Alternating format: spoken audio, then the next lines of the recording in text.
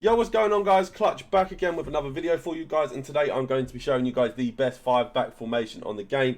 So if you are interested, make sure you hang around. If you haven't already, please smash a like on the video. It helps me out a ton and it helps to push the videos as well, so it'd be massively appreciated.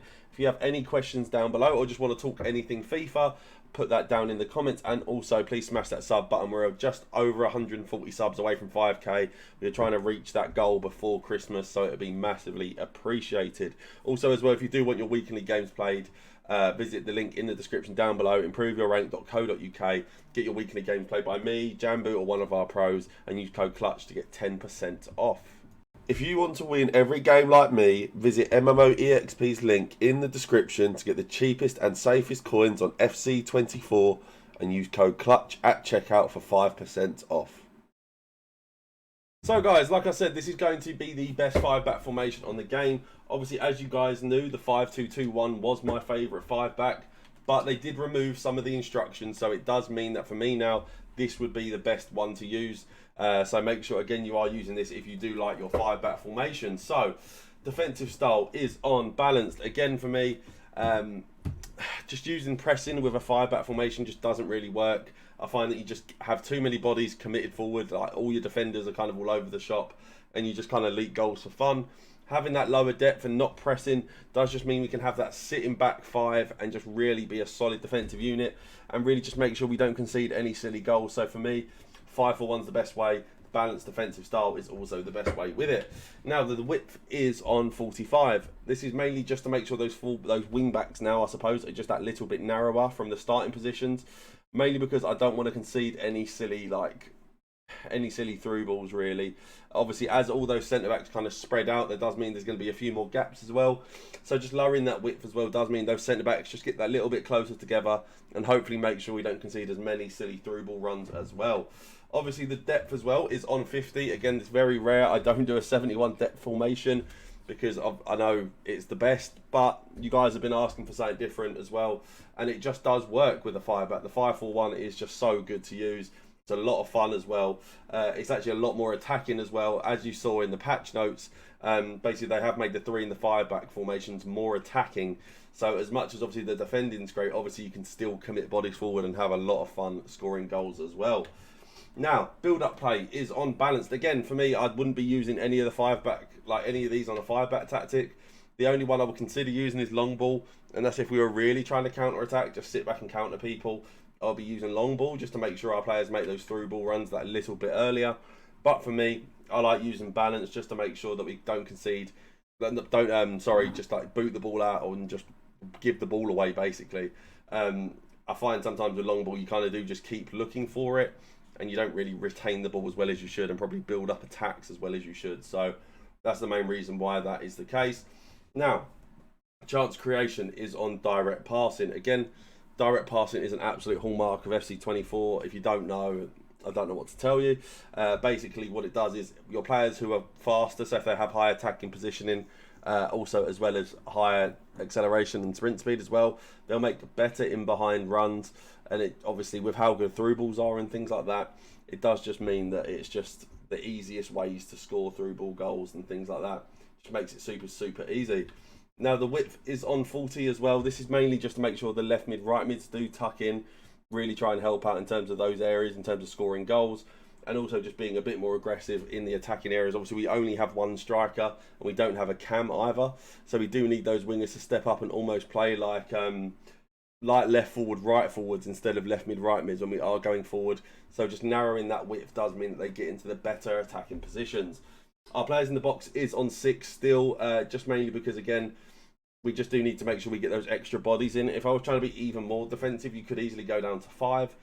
But for me, I'm just trying to get those extra couple bodies in the box, especially because we do only have one striker.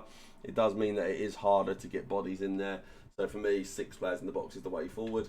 And then I do have my corners and free kicks both on 2. This is to make sure we don't concede any silly counter-attack goals. And also with corners, if you pass it short, ball roll to the left or right, and then swing it to the back post, you do often enough get basically an open back post header that works very well with the 2 corner tactic. Now guys, we are going to head over into the instructions. This is how I do have the team laid out. I do have Messi up top. You could easily swap these 2 around. I'll probably have these two this way as well. I don't know how Zola's ended up over there. But basically just making sure you have 3 good centre-backs, 2 attacking full-backs, and then obviously good attackers in the wide positions in the striker, and 2 solid box-to-box midfielders who can go up and down. So, I do have that, my striker, on stay central, getting behind. Again, this kind of goes into a lot of what we were talking about with direct passing and things like that. Obviously, with how good through balls are, we really do try and make the most of them. So obviously having our striker on getting behind obviously helps us score the most through balls we can. And also having him in a central position means that he can basically make the better runs to try and get in better positions as the game goes on. Now, we do have both of our centre mids on getting to the box for cross cover centre. As you can see, we do not have either of them on stay back while attacking. Again, this is because we do have so many defenders here. It does just mean that we could do with the extra body or 2 going forward. And that does just mean those centre mids can do that perfectly. Obviously, as you can see with the left mid, right mid, as well as the left wing back, right wing back, we don't need any cover in those wide areas either. So we do have both of them on cover centre as well, just to make sure that they do cover that area of the pitch, because it is actually probably the only bit of the pitch that is a bit vulnerable, that central part of the pitch within the midfield. We do only have 2 bodies, so just to make sure we have 2 people in and around there, it just keeps them in that part of the pitch. And then we do have both of our wingers on come back on defence, cut inside, get in behind, get into the box for cross. Now, obviously, they are on come back on defence, just so when we are defending, that they'll come back and help our back line and just provide basically more bodies defensively to make sure we don't concede any silly goals.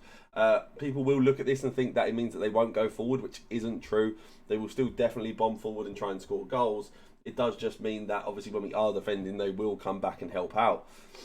We do have obviously both of them on cut inside. Now, this is one of the big instructions, that EA removed for the 5-2-2-1. They removed the chance creation and the support runs tactic, which means that you can't have cut inside getting behind, which for me personally does make a massive impact to how the formation plays. It means often enough your wingers are just going to sit out wide with the 5-2-2-1. So it's definitely not what I would want to be using. This is what I would want to do. So you do have both on cut inside, getting behind. Obviously, this goes into what we spoke about with the attacking width, where we do want both of them basically cutting into those central areas of the pitch and providing extra goal-scoring threat. And also, we do want both of them getting behind as well, just to make sure they do make those good through-ball runs and try and be as threatening as possible.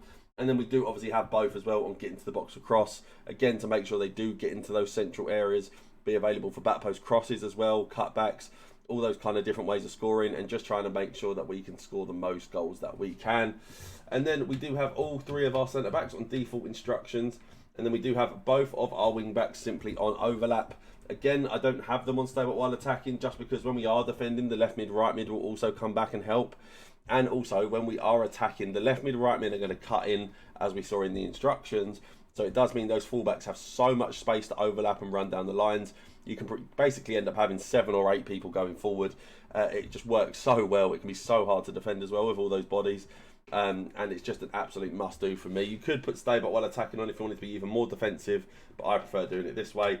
And then I do have my keeper on comes for crosses, sweeper keeper, just to make sure we don't concede any silly crosses. For me, one of my pet peeves is when your keeper just stands there and just stares and watches the ball go over his head, and then they come and tap the ball in. Find it infuriating. So for me, that's why he's on comes for crosses.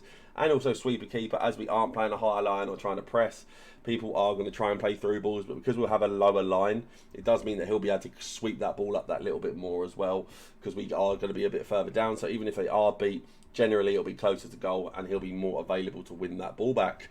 So yeah, guys, hopefully you guys did enjoy this video. If you did, please drop a like, drop a comment, smash that sub button, and like I said, if you are interested, improveyourrank.co.uk to get your week and league games played by me, Jamboo, one of our pros, and use code CLUTCH to get 10% off.